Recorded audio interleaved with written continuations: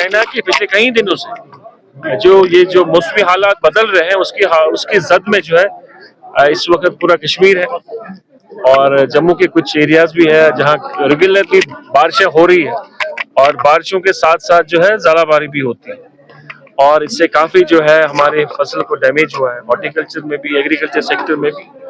और चूंकि हमारे पास अभी प्रोविजन जो होते हैं वो SDRF में होते हैं, जिसके तहत लोगों को हम असिस्ट करते हैं, फाइनेंशियल असिस्टेंस देते हैं, रिलीफ देते हैं। उसके लिए डिपार्टमेंट ने जो है वो कल से ही कोशिश करी है कि हर जगह जाने की और असेसमेंट देने की, और जब वो फाइनल असेसमेंट हो जाएगी उसके बाद इनको रिलीफ दिया जाएगा। साथ साथ में हमारी कोशिश ये भी है कि हम क्रॉप इंश्योरेंस स्कीम को हम लोग पाई तकमील तक पहुंचाएं।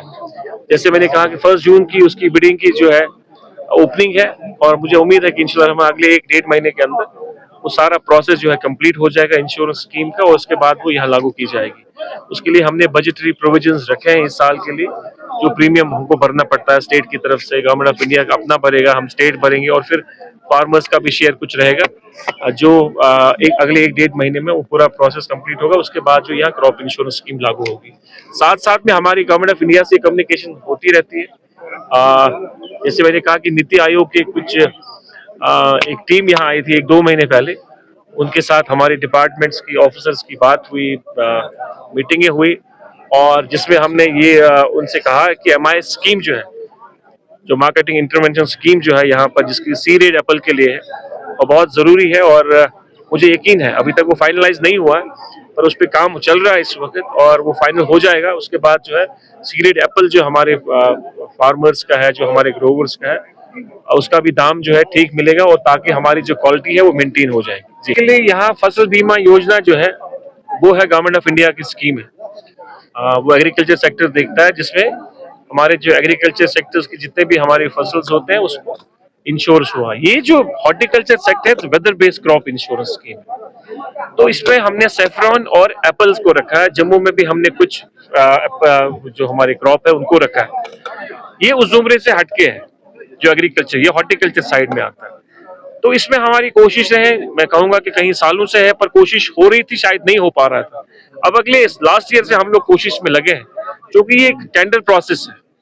कभी ये हुआ कि टेंडरिंग में किसी इंश्योरेंस कंपनी ने पार्टिसिपेट ही नहीं करा, एक ही इंश्योरेंस कंपनी ने पार्टिसिपेट किया और बार बार उसका रिटेंडरिंग होता है क्योंकि एक में अलॉटमेंट नहीं हो पाती है। अब लास्ट ईयर हमने कोशिश की और 1-2 कंपनियां आई थी और फाइनल हुआ था, ऑलमोस्ट फाइनल हुआ था, L1 भी हुआ था और हम लोग जो बाकी प्रोसेस है, फॉर्मेलिटीज है वो करने जा रहे थे। तो इन मौके पर जो है गवर्नमेंट ऑफ इंडिया की कम्युनिकेशन आई हमें, जिससे हमें उनकी पूरे मुल्क में वो रिवाइज पॉलिसी कर रहे हैं इंश्योरेंस के हवाले से। तो यहाँ भी उस जुमरे में वो रिवाइज पॉलिसी हमें इख्तियार करनी पड़ी और उसके बाद फिर हमने फ्रेश टेंडर जो है इसमें लगाए हैं और वो कल उसकी जो है बिड खुलने वाली है और उम्मीद है कि इंशाल्लाह रहमान अगले 1-1.5 महीने 2 महीने में वो सारा जो प्रोसेस होता है वो कंप्लीट हो जाएगा और ये स्कीम जो है यहाँ लागू हो जाएगी। नेचुरल डिजास्टर में किस मद से रिलीफ मिलता है?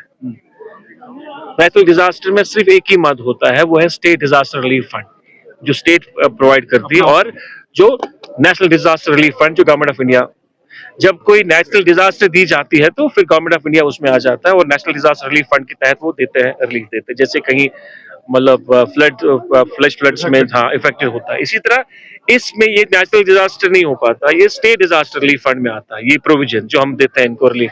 तो उसमें जो नॉर्मल रेगुलेशंस होते हैं उस तहत हर किसी किसान को अपना अपना मुआवजा मिलता है।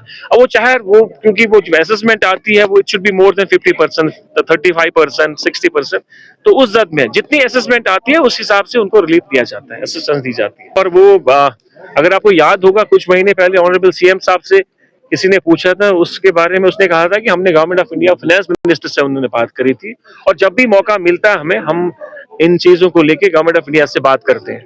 अब ये बातें तो नहीं हम पब्लिकली कह सकते हैं, क्योंकि जब तक कोई किसी चीज की इम्प्लीमेंटेशन नहीं होती तब तक बात बाहर नहीं आती है। और ऐसा जरूर है कि हमारी कोशिश है कि हम गवर्नमेंट ऑफ इंडिया से लगातार इन चीजों पे बात करते हैं और जो यहाँ के वेलफेयर के लिए, फार्मर्स वेलफेयर की स्कीम्स के बारे में उनसे बात करते हैं। जैसे मैंने कहा नीति आयोग से वो जो उनके ऑफिसर्स यहाँ आए उनसे बात हुई, हमारी ये भी बात हुई है कि हम हाई डेंसिटी को लेके आगे चले, नॉर्थ कश्मीर को या पूरा जम्मू कश्मीर को लेके आगे चले।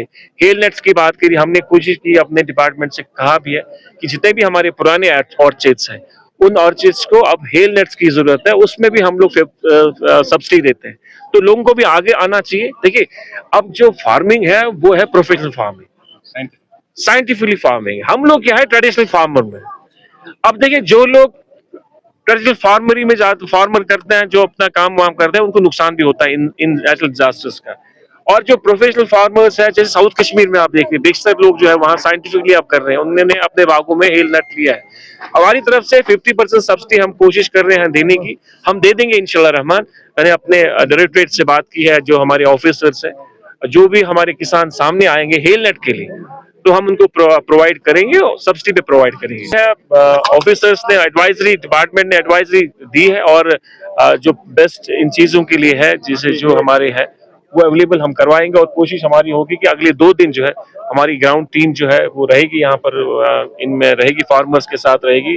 और जितने भी मस्जिद है, मेन चौक्स है, जो यहाँ लोग होते हैं, उनको उस स्कीम्स के बारे में और उस एडवाइजरी के बारे में जानकारी दी जाएगी। और चेरी के रिलेटेड जो भी हमारी क्रॉप पे जो नुकसान हुआ है, उसमें हमने एडवाइजरी यही जारी की है कि मैकेनिकली जो भी नुकसान हुआ, इनको फ्रूट और टहनियों को वहाँ से हटाइए।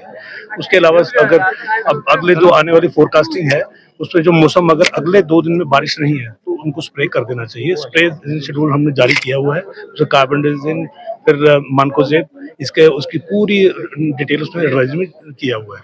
लेकिन मौसम अगर कल दोबारा बारिश है तो फिर स्प्रे नहीं करना चाहिए। अगर अगले 4-5 दिन बारिश नहीं है तो उसको स्प्रे कर देना चाहिए। इसके अलावा किसान भाइयों से सर ने भी बोला, जो आरडी ट्रेडिशनल ऑर्चर्ड्स हमारे हैं, हमारे HADP स्कीम में उसके लिए 6 लाख रुपए सब्सिडी है। 12 लाख का प्रोजेक्ट है पर हेक्टेयर, 6 लाख सब्सिडी है। जो पुराने ट्रेडिशनल ऑर्चर्ड्स हैं, जो कम फ्रूटिंग में है, ओल्ड एंड सिनाइल है, उसको कन्वर्ट कर सकते हैं वो हाइडेनिस्टी में। तो 6 लाख सब्सिडी वो उस पर किसान भी पा सकते हैं। इसके अलावा हम कह रहे हैं जो ट्रेडिशनल ऑर्चर्ड है, हाइडेनिस्टी में तो सर ने भी बताया कि ऑलरेडी जो एंटी हेलनेट है वो उसका पार्ट है, उसमें बिना एंटी हेलनेट के हाइडेनिस्टी ऑर्चर्ड नहीं लगेगा। जो ट्रेडिशनल ऑर्चर्ड हैं उसके लिए भी हमारे पास प्रोविजन है, सेंट्रल स्पॉन्सर्ड स्कीम है हमारी MIDF, उसमें हम 28 रुपए 75 पैसे पर स्क्वायर मीटर सब्सिडी को 100%। सर हमारे फोन नंबर जो है सारे डिस्ट्रिक्ट में भी सारे फोन नंबर जारी किए हुए हैं, 24/7 कॉल कर सकते हैं। अगर कहीं पे रिस्पॉन्स नहीं आ रहा तो मेरा नंबर भी वेबसाइट पे अवेलेबल है, सब भाइयों के पास है, वो मुझे भी कॉल कर सकते हैं।